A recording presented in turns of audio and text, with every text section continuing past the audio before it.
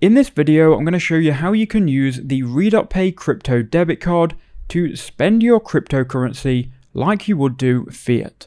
Now, using the RedotPay card, you can essentially deposit cryptocurrency and then spend it like you would do fiat using either their virtual or their physical card. So I'm going to give you my experience from start to finish using this card for a real world transaction. Now this will work for you as long as you're not in any of these countries here. So you can pause the video and you can check to see if the RedotPay card is available to you. So once you've downloaded the app, you can create your account and verify your account. And the verification process is very simple. You just have to take a photo of any driving license or ID or passport, and as long as you're in the supported countries, it will work and you'll be inside of the app. From here you can see you'll get a free $5 bonus, so go ahead and click on the link in the description and you can get started. Now, to activate and use the virtual card, you first have to fund the account with some crypto. So I funded my account, as you can see on screen now, and I sent some Bitcoin to the wallet.